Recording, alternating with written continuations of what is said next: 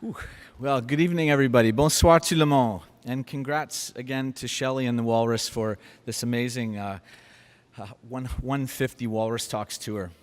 I've been thinking a lot about water lately, and that's largely because tomorrow night at 8 p.m., I'm about to set sail on a 220-foot Canadian flag, Canadian-built icebreaker from Toronto. You might have seen a big red ship in Toronto Harbor this week, all the way around our country, through the Northwest Passage, or zip around Alaska, down the west coast to Victoria, BC, a 150-day journey, 23,000 kilometers from coast to coast to coast around our country, Canada. It's called Canada C3, coast to coast to coast.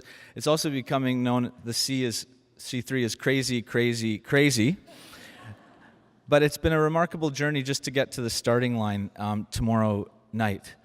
Of course, it started as this journey of celebration for Canada's 150th, but we soon learned not everybody wanted to celebrate the last 150 years. Senator Murray Sinclair said to me, "You know, Geoff, this should be a journey of reconciliation."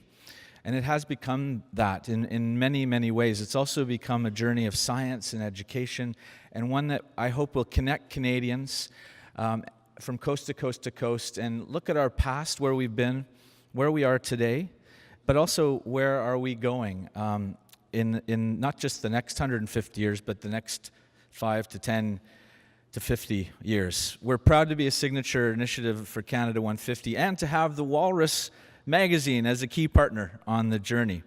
It's kind of like a Walrus Talks on water, and when I look at my fellow speakers today, each leg of the expedition will have a diversity, a cross-section of Canadians, from Indigenous leaders like Tom, activists, musicians, artists, writers, athletes, and many more, youth and elders. Our relationship to our country is so closely connected to our relationship with water, our waterways, our watersheds, our coastlines, and undoubtedly this relationship in the months and the years ahead will impact our desire for a better country and a better planet. We all have our own relationship with water and our understanding of what that is and what it means. This morning I asked my 6-year-old daughter, Nellie, what water meant to her. She said, "Well, it's the water cycle, Dad. It goes around, comes up from the ground into the flower, then the sun slurps it up into the clouds, and it rains or snows, and it comes back to earth. We couldn't live without it. We drink it. We have baths, do laundry, water plants. Our tears are made of water, Dad. We have fun in it. We swim, we jump in puddles, we go canoeing. There's so many things, Dad. It would take me an hour to name them all." It was a proud dad moment. But water does connect us all. It connects this country. It connects our planet. Why did we call it planet Earth? It should be called planet water. We are a country, a water nation of rivers, lakes, and oceans. We have the largest coastline and perhaps the most beautiful and diverse of any country on earth. We are the lucky ones. Water shapes our identity as a country, as Canadians, and how we treat it going forward, and our relationship to it will undoubtedly shape the future of Canada.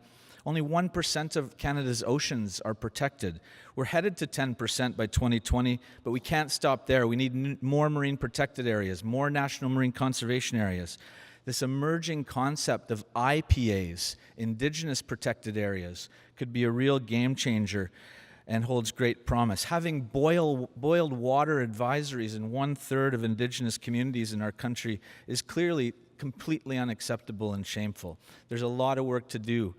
Clean air and clean water must be a priority. And did you know Canada is as high as it is wide? From north to south to east to west. The largest coastline that connects our country is the Arctic, and it also shapes who we are. Ad mare usque ad mare is missing a mare. We need to change our national motto. And I've been really fortunate. I've led over 100 expeditions to both the Arctic and the Antarctic, and I've seen the power of our ocean, our Arctic, and our waterways as great classrooms, as homelands, as laboratories, as frontiers, and as wildernesses. And I've been fortunate to be taking youth for the last 20 years to both these poles, to the Arctic in particular, and seeing how it shapes their future, their perspectives, and their identity as a Canadian. I want to conclude tonight with two short stories. They both involve the canoe. Our icebreaker is kind of like a big canoe full of Canadians, but yesterday, some guys from Northern Ontario, 3 Indigenous Canadians, delivered a birch bark canoe to me to carry on our journey around the country. And as we were lifting this canoe, this beautiful canoe, onto the ship, he said, "You know, Geoff, you know what reconciliation is to me? It's a canoe. And Canada, we're all in the same canoe together, but we need to be paddling together in the same direction. And that canoe, like our countries, and like this one, it's got a few holes in it and needs a few patches." And it was the best, I guess, analogy I've heard for this journey of healing that our country is on. And we shared a hug. I just met this guy, and it was a beautiful moment. His name was Mike from the Canadian Canoe Museum. And some of you, I brought a prop as well. Some of you might recognize this little guy. This is Paddle to the Sea.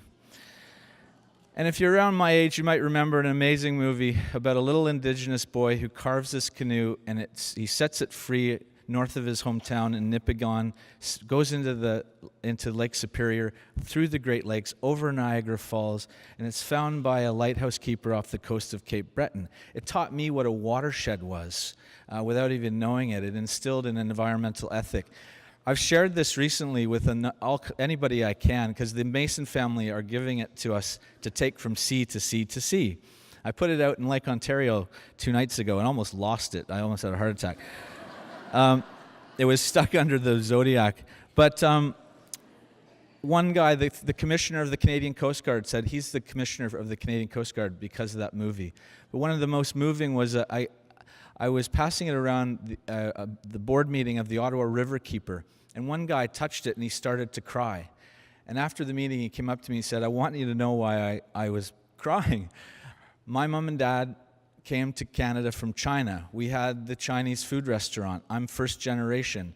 And they wanted me to be a doctor or a lawyer. And when I was 8 years old, I saw Paddle to the Sea, and I came home and I said, 'Mom, Dad, I want to be a biologist.'" And now he's the head of the Rideau Valley Conservation Authority. On the back of it, it says, "I am Paddle to the Sea. Please put me back in the water." And there's so many more. I'll carry this tonight if anybody would like to touch Paddle. We have an inherited responsibility to be water stewards and water keepers. We're so blessed. And the Indigenous peoples of our country see water as something that is alive, and that we're put here on Turtle Island as keepers of the land and the animals and the water. We need to embrace this belief system. We need to learn from that traditional knowledge in order to understand and protect the oceans, the lakes, the rivers, to make a better Canada. This is just one of the things we'll be doing on our journey to come in the next 150 days. And I'd like to invite you all to share in that journey starting tomorrow. It'll be shared through every platform imaginable. Come to see us tomorrow night at our launch event as we set sail at sunset down in Toronto Harbor. I'd love to see you there. And